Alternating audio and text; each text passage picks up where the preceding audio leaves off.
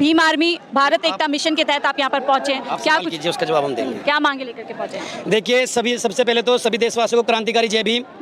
मैं जिला सहारनपुर के तहसील देवबंद से विधानसभा उपाध्यक्ष पंकज खुराना मेरा नाम है, और हम माननीय बड़े भाई चंद्रशेखर आज़ाद जी के आह्वान पे यहाँ पर आए।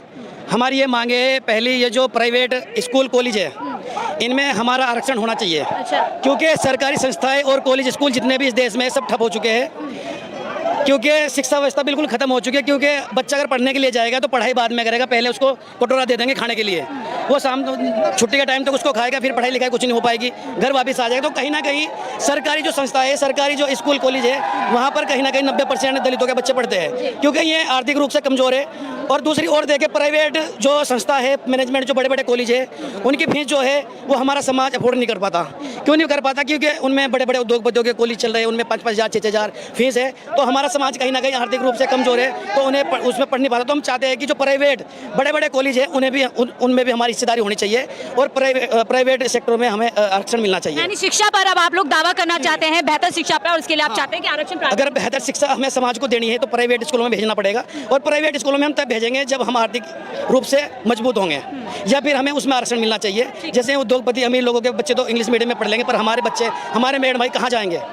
उनके लिए तो रास्ता सिर्फ सरकारी स्कूल है। सरकारी स्कूल में पढ़ाई हो नहीं रही है। आपको पता है देश भर में सरकारी स्कूल आप कहीं भी सर्वे कर सकते हो, शिक्षा बिल्कुल जीरो है। लेकिन हम देख रहे हैं लगातार जो शिक्षा का स्तर इस समय देश के अंदर देखा जा रहा है, यहाँ तक कि बड़ी बड़ी जो परीक्षाएं हैं उसमें भी धांधलेबाजी हो रही है। तो क्या सुनिश्चित हो पाएगा कि यहाँ पर आप लोगों के ये देखिए, लॉ एंड ऑर्डर और संविधान और कानून ये सरकार खत्म कर चुकी है। देश भर में जब से ये निकम्मी सरकार, ये तानाशाही सरकार, अभी इसे तीसरी योजना इसकी सरकार की है पिछले 10 सालों में, आप देख सकते हो देश भर का जो बच्चा है जो तैयारी कर रहा है वो परेशान आके आत्महत्या कर रहा है।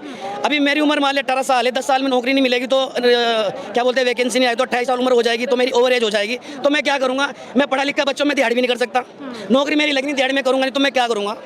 तो मुझे आत्महत्या का ही रास्ता दिखेगा।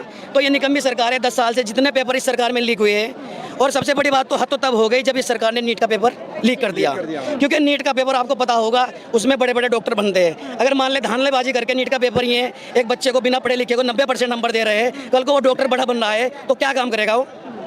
कहीं ना कहीं आम लोगों का वो ट्रीटमेंट करेगा, और ट्रीटमेंट वो कब करेगा जब उसे जानकारी नहीं है उस चीज़ की। जानकारी नहीं, यानी कि जो आम जनता है उनके स्वास्थ्य को भी एक तरीके से रिस्क में हानि है। ठीक है। आप सरकार का फंडा ये है कि जिस तरह अंग्रेजों ने इस देश को लूटा है, डाल के राज किया है, तो ये तानाशाही सरकार भी ये डाली है कि SC ST वर्ग में ये वोट डाल दे और राज करे।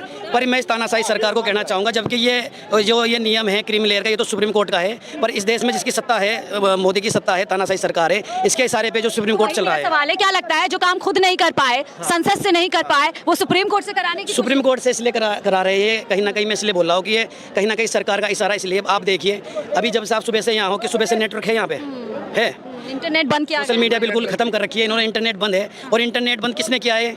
केंद्र यहाँ पे कौन, केंद्र सरकार में कौन है? यहाँ पे मोदी सरकार है ना। ऐसा छिपाने की कोशिश कर रहे हैं। ये तानाशाही सरकार नहीं चाहती कि बहुजनों की आवाज़ को पूरे देश भर में दिखाया जाए। जो हम अपने अधिकारों के लिए लड़ रहे हैं, जो जन सैलाब यहाँ पे है, इसे सरकार डरी हुई है, इसे इन्होंने इंटरनेट बंद कर दिया। तो कहीं ना कहीं ये लगता है कि ये सारी 40 सरकार की है, क्योंकि सरकार को अगर इसमें इन्वॉल्वमेंट ना होता तो इंटरनेट शायद बंद ना करती, क्योंकि हमारी लड़ाई सुप्रीम कोर्ट से है ना, तो सरकार का इन्वॉल्वमेंट क्यों है इसमें? यानी जन चेतना